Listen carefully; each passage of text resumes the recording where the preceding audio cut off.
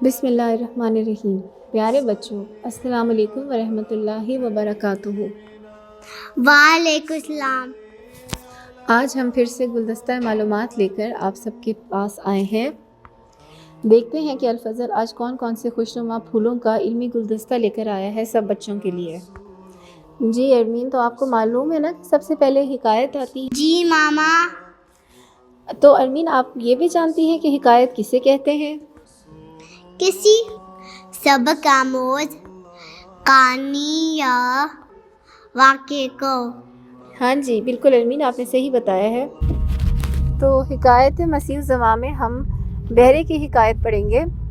हज़रत मसीह मौऊद अलैहिस्सलातु वस्सलाम फरमाते हैं कि मसनवी में एक बहरे की हिकायत लिखी है कि वो किसी बीमार की इयादत को गया और ख़ुद ही तजवीज़ कर लिया कि पहले मिजाज पूछूंगा, वो कहेगा अच्छा है, मैं कहूँगा अल्हम्दुलिल्लाह, और फिर मैं पूछूंगा कि आप क्या खाते हैं, तो वो चूँकि बीमार है यही कहेगा कि मूंग की दाल खाता हूँ, मैं कहूँगा बहुत अच्छा है, और फिर पूछूंगा तबीब कौन है, वो कहेगा कि फ़लाँ है, मैं कहूँगा खूब है, दस्ते शिफा है।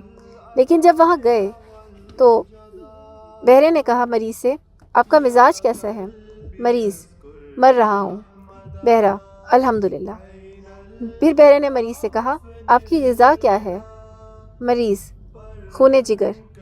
बहरा, बहुत अच्छी ग़िज़ा है। उसके बाद बहरे ने कहा, तबीब कौन? मरीज़ ने कहा, मलकुल मौत।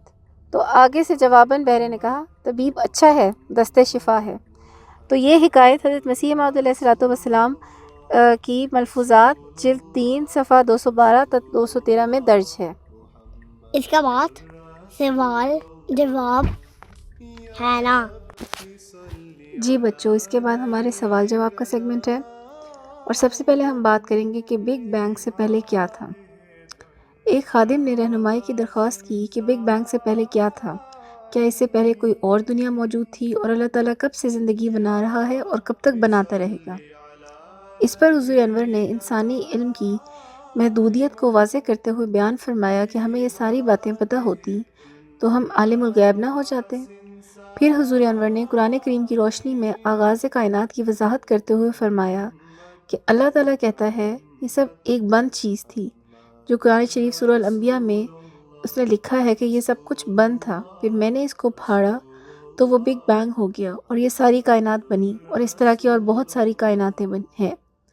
बाद अज़ां हुज़ूर अनवर ने कायनात के अंजाम और दोबारा तख्लीक के कुरानी तसव्वुर की जानिब तवज्जो दिलाते हुए फरमाया कि फिर अल्लाह ताला कहता है कि फिर मैं लपेट लूँगा, जिस तरह किताबें लपेटी जाती हैं और सहीफ़े कागज़ लपेटते हो, इस तरह लपेटूँगा। फिर एक और दोबारा बिग बैंग होगा और फिर दोबारा लाइफ अल्लाह ताला बनाएगा। जवाब के आखिर में हुज़ूर अनवर ने इस बात पर ज़ोर दिया कि जितना तो हमें पता है वो उतना ही पता है, इससे ज़्यादा अल्लाह ताला ने बताया नहीं। नीज़ इस मज़मून की मज़ीद तफ़हीम हासिल करने की गर्ज से तहरीक फरमाई कि कुरान शरीफ में सूरह अंबिया की तफसीर पढ़ो। उसके बाद अगला सवाल ये है बच्चों कि ईद के दिन रोज़ा रखना क्यों मना है। एक खादिम ने दरियाफ़्त किया कि ईद के दिन रोज़ा रखना क्यों मना है। इस पर हुज़ूर अनवर ने रोज़े रखने की गर्ज और इबादत की फ़िलॉसफ़ी बयान करते हुए फरमाया कि हम रोज़ा क्यों रखते हैं, इसलिए रखते हैं कि अल्लाह ने हुक्म दिया है, तो अल्लाह ताला को खुश करने के लिए रखते हैं। अल्लाह ताला ने इसको इबादत बनाया, रोज़े रखने को भी एक इबादत बनाया। कलमा तैयबा के बाद नमाज, रोज़ा, ज़कात, हज, इसका मतलब है कि रोज़ा इबादत है। इबादत वो चीज़ होती है कि जो अल्लाह ताला ने जिस तरह हुक्म दिया है उसके मुताबिक करना, और वो हम करते हैं कि सुबह से शाम तक जायज़ चीज़ों से भी परहेज़ करते हैं। फिर हुज़ूर अनवर ने ईद के दिन रोज़ा ना रखने की हिकमत अल्लाह ताला की खुशनुदी में मुज़म्मिर करार देते हुए फरमाया कि ईद के दिन अल्लाह ताला ने कहा है कि तुमने 30 दिन रोज़े रखे, अब तुम्हें मैं रिवॉर्ड दे रहा हूँ, तो आज तुम खुशी का दिन मनाओ। आज तुमने रोज़ा नहीं रखना, क्योंकि अब तुम्हारे जो 30 दिन या 29 दिन जो इबादत के गुज़रे और उसमें अल्लाह ताला के करीब तुम आए और इबादत के मयार को ऊंचा किया, तो उसमें शैतान बड़ा परेशान था। तो आज तुम खुशियाँ मनाओ, और शैतान इस परेशानी में आज रोज़ा रख रहा है, तो तुमने ईद के दिन रोज़ा रखना है तो शैतान के साथ मिल जाओगे और अल्लाह की इबादत नहीं करोगे। हमने तो वो करना है कि जो अल्लाह मियाँ ने हमें कहा। इबादत तो वो है कि जो अल्लाह के हुक्म के मुताबिक की जाए। مزید برآں حضور انور نے عید کے دن خوشیوں اور غریبوں کے حقوق کی ادائیگی کی اہمیت پر روشنی ڈالی کہ اللہ تعالیٰ کہتا ہے 30 دن روزے رکھو اور عید والے دن روزہ کھولو اور خوشیاں مناؤ، اور پھر ان دنوں میں غریبوں کا بھی خیال رکھو کہ وہ تمہارے ساتھی ہیں، تمہارے بھائی ہیں، ان کو تم نے کھانا پلانا ہے، ان کی خدمت کرنی ہے اور ان کو تحفہ دینا ہے تاکہ وہ بھی اچھی عید گزار سکیں۔ تو اللہ کے حکم کے مطابق ہم کام کرتے ہیں۔ بعد ازاں حضور انور نے احکام الہی کی بجاوری میں سحری اور افطاری کی فضیلت اور ان کی عبادت میں حیثیت واضح فرمائی کہ پھر تم یہ بھی کہہ دو گے کہ ہم سحری کیوں کھاتے ہیں اور افطاری کیوں کرتے ہیں؟ سحری کھانا بھی ضروری ہے۔ حضرت صلی اللہ علیہ وسلم نے فرمایا سحری بھی کھایا کرو، افطاری بھی کیا کرو۔ 8 پہرے روزے مجبوری سے رکھتے ہیں، لیکن عموماً تو یہی ہے کہ آدمی کو سحری کھا کے روزہ رکھنا چاہیے اور افطاری کر کے روزہ کھولنا چاہیے۔ یہ بھی اللہ کا حکم ہے۔ جو بھی اللہ کے حکم پر عمل کرو گے تو وہ عبادت بن جائے گی۔